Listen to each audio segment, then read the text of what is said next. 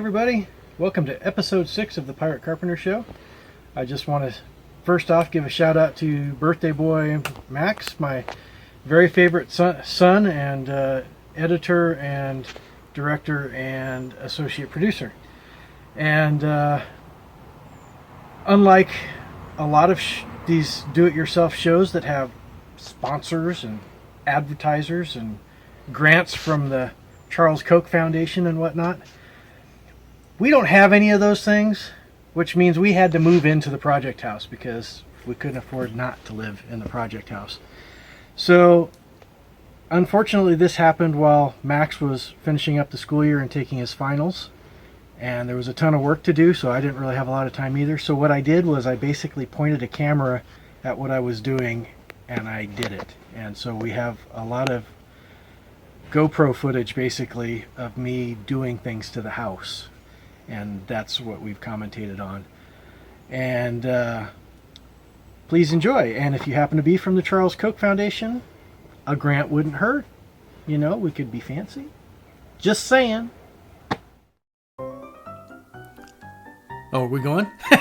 Yeah, we're going. We're going. Oh, okay. Commentating. So, okay, we're commentating. This is Sophia's room. This is the one that had the prison windows and the ceiling that was only about 6 feet off the ground.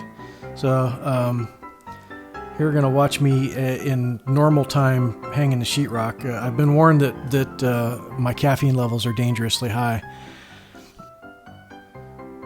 Now, that tool that I'm using to hold the sheetrock up, that's called a sheetrock lift, and I bought that a few years ago from the Home Depot because they rent them out, and they were getting rid of one of their old ones, and so I got a deal on it, and it's more than paid for itself over the years because I don't have to hire anybody to help me lift the sheetrock. It's kind of nice. Very creative naming.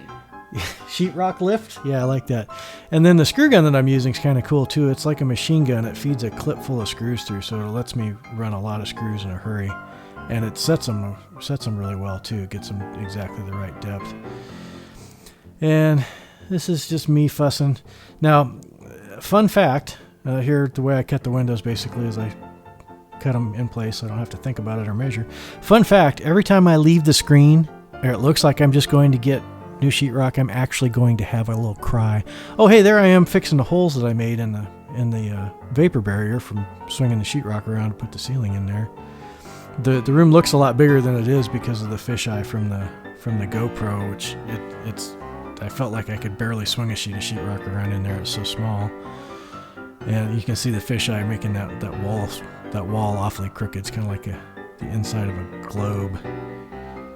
So yep, that's me running the machine gun over it. Okay, now this stuff here, I love this. This is a fiberglass mesh tape that you can put on to do the sheetrock taping. The professionals will tell you you're a loser if you use that stuff, but then you'll see anytime they have a small job, they'll pull it out and use it because they don't want to get all their equipment out to do it the other way. And that's all of it. Doing the corners. And look at all that dirt on my butt. And we're going to get the mud out now and get some Popeye forearms built up there. This is really, really hard on your wrists and your forearms. And I was very unhappy and in a lot of pain while I was doing this.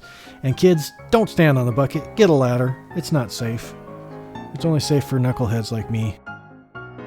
Okay, so this is repairing some holes in the floor in Sophia's room. They're actually smaller than what you see there. I had to cut it back to make it look right. I cut in some new pieces. And then there was a big repair in Max's room that I didn't have time to deal with before we moved. And then this is what the living room looked like before we did anything. You can see the big expanses of unfinished floor. Those turned out to be a problem. This is after almost a full day of running expensive industrial sanders over it. And then this is a coat of wood conditioner and stain. It took hours. And then that's several coats, 3 coats of clear coat that took hours. This is a big project for a do-it-yourselfer. Don't do it at home. Okay, so here we are changing out the front door. You can see the new front door next to the old front door. They're actually very similar in style. I thought that was kind of cool. We had to change out the front door because the new refrigerator wouldn't fit through the old front door. It was a 2-foot 8-inch door instead of a 3-foot door. So here we got it hacked out of there and carted off. And apparently when I set up the camera, I set it up such that I would be bending over and pointing my butt at it on a regular basis. So apologies all around for that. So this is me cutting to make the doorway wider. I already had it partially set up.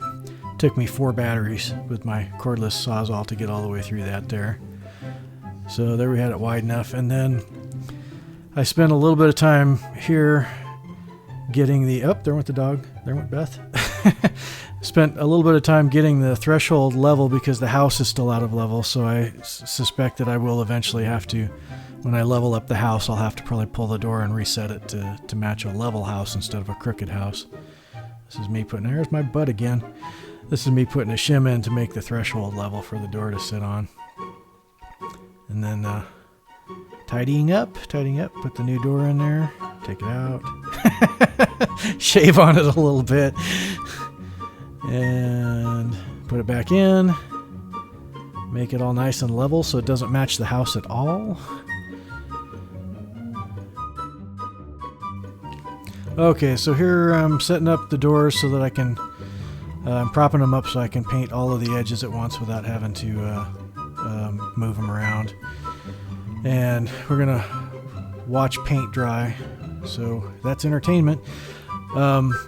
We spent quite a time sanding them down and getting them smooth, and then putting some spackle in all the nail holes and cracks and whatnot, and just getting all the run marks and everything off. The trick to painting them when you're going to do it by hand is to get a smooth, one of the smooth, we call them hot dog roller, and put some Floetrol treatment in the paint to keep it from running and causing you all kinds of problems with that. And yeah, we're watching paint dry, and I'm going to stick my butt in the camera again. Sorry, there it went. Yep.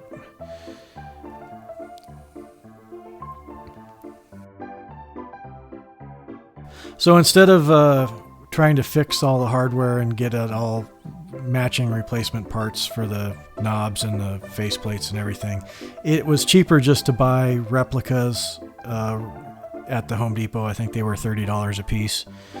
And they didn't fit quite right, so I had to take a chisel to the door in places and make it fit correctly. And the holes didn't line up for the new faceplates, but it all came out okay.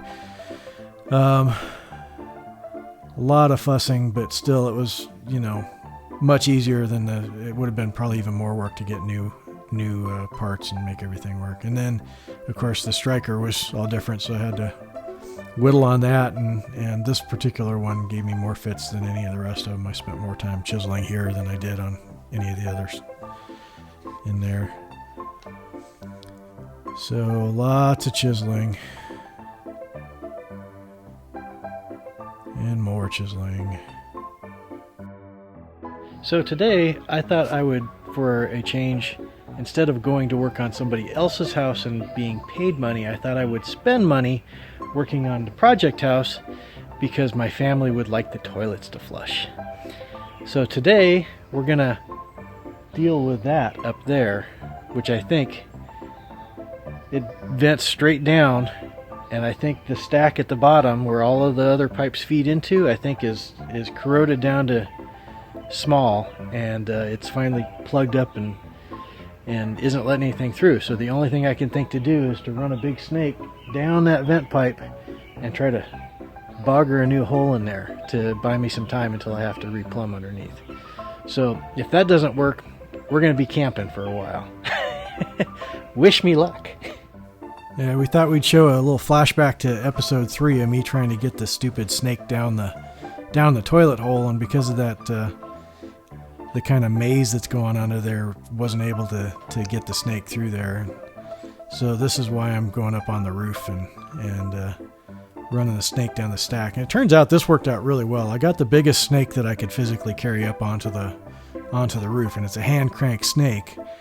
But you see, I'll feed it down in there until I run into something, then crank on it, and it's kind of neat. It would pull itself down the pipe. You can see it walking down the roof every time as I cranked it down. So I was able to snake the pipe all the way out into the yard, probably about 20 feet into the yard, to take the entire snake up there. And success! Yay! So thanks for joining us. I thought we'd finish up this episode with a little video that Max just shot in the backyard of the deer that refused to leave. They were here first, I suppose. So we'll get along, I guess, maybe. Thanks, bye!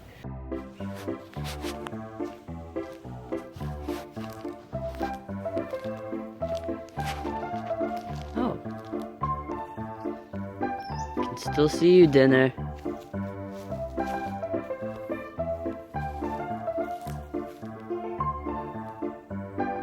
He's just chilling. He was chilling right over there and started just moving over there.